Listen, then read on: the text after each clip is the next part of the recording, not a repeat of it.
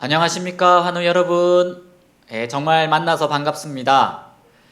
병원에서 제가 제일 사랑하는 사람들이 바로 여러분들입니다. 환우 여러분들을 보면 가족 같고 손잡아 드리고 싶고 또 코로나만 아니면 재미있게 말동무 해드리고 싶습니다. 저의 바람은 여러분들이 이 병원에 서서 건강히 회복되는 것입니다. 오늘 또한 이 말씀으로 우리의 마음이 치유가 되는 시간이 되기를 간절히 바랍니다. 미국인들이 가장 존경하는 대통령이 누굴까요?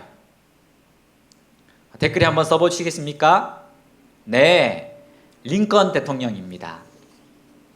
아무 학벌도 없고 가난하였던 링컨이 그렇게 존경받을 수 있었던 이유는 바로 섬김의 리더십 때문이었습니다. 그는 큰 사랑으로 다른 이를 섬기는 삶을 살았습니다. 그러면 이 대한민국에서 가장 존경받는 위인을 순위로 꼽는다면 누굴까요? 언제나 부동의 1위를 굳건히 지키는 분은 바로 세종대왕입니다. 한글을 창제하셨고 조선의 영토를 넓혔습니다. 그리고 과학과 이 문화를 발전시켰습니다. 그러나 세종대왕이 가장 존경받는 근본적인 이유는 백성을 내 몸같이 아끼고 사랑하고 그들을 위해 끊임없이 노력하신 그 행보를 우리가 알기 때문입니다. 이 세종대왕에 대한 시를 읽어드리겠습니다. 꽃은 꽃일 뿐 뿌리가 될 수 없다고 했는가? 난 뿌리가 되고자 하는 것이 아니다. 또한 왕족과 사대부의 어떤 이도 뿌리가 될 수 없다. 나라의 뿌리는 거리 곳곳을 가득 채우는 저 백성들일 것이다. 하지만 난 꽃이 되진 않을 것이다. 나는 뿌리를 기르는 거름이 될 것이다. 난 거름으로서 뿌리를 강하게 키우고자 우리의 소리를 담은 글자를 만든 것이고 그렇게 백성이라는 든든한 뿌리와 함께 조선이라는 꽃을 피울 것이다. 이것이 나의 답. 나 이도가 꿈꾸고 이를 조선이다. 뿌리인 백성을 위해 자기는 거름이 되겠다고 한 이 세종대왕의 고백은 우리의 가슴을 참 따뜻하게 합니다.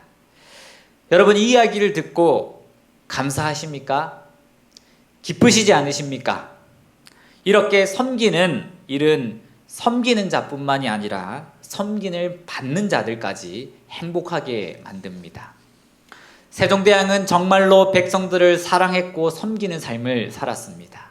그래서 저는 하늘나라 천국에 간다면 세종대왕을 볼 수 있다고 믿습니다. 많은 사람들이 이렇게 질문하는 것을 본 적이 있습니다. 세종대왕, 이순신 장군은 천국에 갈 수 없나요? 저는 갈 수 있다고 확실히 믿습니다. 성경 로마서 2장 14절에 보면 율법 없는 이방인이 본성으로 율법의 비를 행할 때는 이 사람은 율법이 없어도 자기에게 율법이 되나니라고 말씀하였습니다. 하나님은 사람이 가진 이 양심을 통해서든지 천년계를 통해서든지 각 사람에게 알게 해 주신 만큼 지식만큼 심판하시겠다고 하셨습니다. 결국은 하늘에 가서 확인할 수 있지만 제가 세종대왕이 구원받을 수 있다고 한 이유는 세종대왕이 백성들을 위해 산 모습이 예수님이 이 땅에 오셔서 사람들을 위해 산 모습과 흡사하기 때문입니다. 예수님은 정말로 이 땅에 계실 동안 병자들을 고쳐주셨고 한 사람도 고침을 받지 않고 돌아간 사람이 없었습니다. 그만큼 우리들을 사랑하시고 섬기셨습니다. 마가복음 10장 45절에 인자에 온 곳은 섬김을 받으려 함이 아니라 도리어 섬기려 하고 자기 목숨을 많은 사람의 대속물로 주려 함이라고 하셨습니다. 여러분, 가장 큰 섬김은 무엇일까요? 그 사람을 살리기 위해 내 생명을 그 사람에게 주는 것입니다. 하나님의 아들이었지만 예수님은 이 땅에 오실 때 섬김을 받으려 오신 것이 아니요 도리어 자기 목숨을 우리에게 주려 우리를 섬기려 오신 것입니다. 우리는 이분을 할 때 행복할 수 있고 또 이 예수님을 따라 섬기는 자가 될 수 있습니다. 예전 JTBC 싱어게인이라는 노래 오디션 프로그램에서 마지막까지 남아서 결승전에서 1등한 사람이 있습니다. 바로 30호라는 가수입니다. TV에 나온 뒤에 사람들에게 알려져 이름도 유명한 사람이 되었는데 알고 보니 목사님의 아들이었습니다. 이 30호 가수의 음악은 기존의 음악의 프라다임을 깨트려 버리고 거기에 갇혀 있지 않아 새로운 장르를 불러일으켜 청중들의 마음을 가슴을 때리고 또 적셨습니다. 실제로 지금도 유튜브에서 30호 가수를 치면 조회수가 1000만이 넘는 곡들이 몇 곡이 있습니다. 그런데 저는 오늘 이 이승윤이라는 30호 가수를 말하려고 하는 것이 아니라 그의 형, 둘째 아들이었던 이승국 씨에 대해서 말하고 싶습니다. 30호 가수도 유명했지만 그의 형 이승국이라는 형도 천재였습니다. 고등학교 1학년 여름방학 때 영국 학교에 한 달간 캠프를 갔는데 영국 학교에서 그의 재능을 보고 1년간 무료로 공부시켜 주겠다는 것입니다. 아버지 목사님은 허락하였습니다. 단 1년 뒤에는 반드시 돌아와야 한다는 것이었습니다.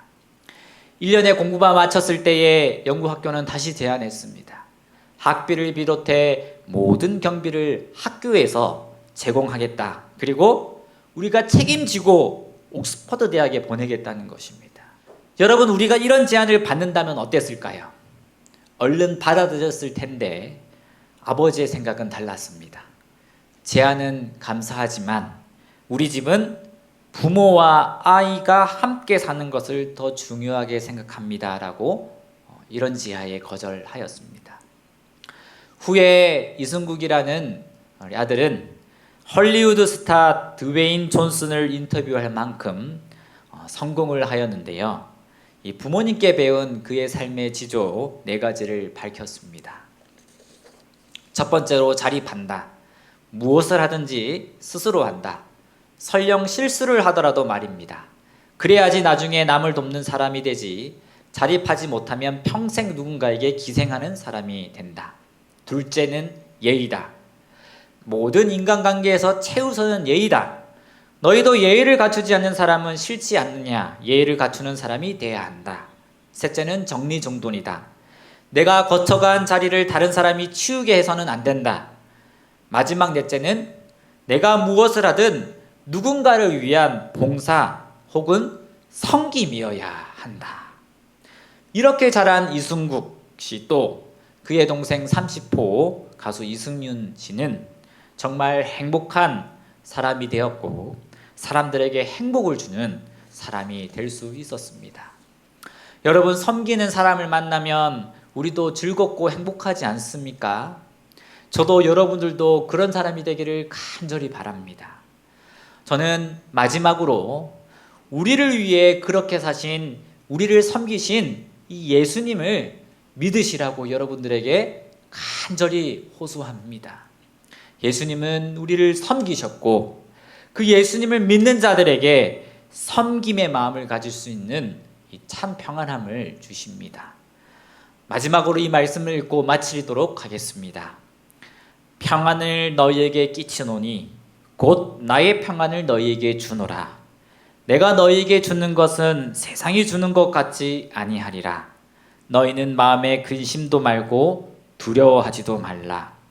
하나님이 주시는 이 평안으로 여러분들의 질병이 치유되고 다른 사람도 행복하고 또 그뿐 아니라 나의 삶도 행복해지시기를 간절히 바라면서 오늘 섬기는 자는 행복합니다라는 말씀을 마치도록 하겠습니다.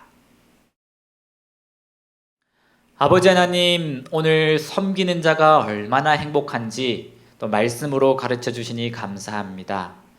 예수님께서 우리에게 보여주시는 그 섬기는 모습이 우리의 모습이 될 수 있도록 하나님 저희의 마음에 참 평안함과 또 우리의 모든 죄를 용서하시며 우리에게 치유와 회복을 허락하여 주시옵소서. 모든 것을 주님께 맡기며 예수님 이름으로 기도드립니다.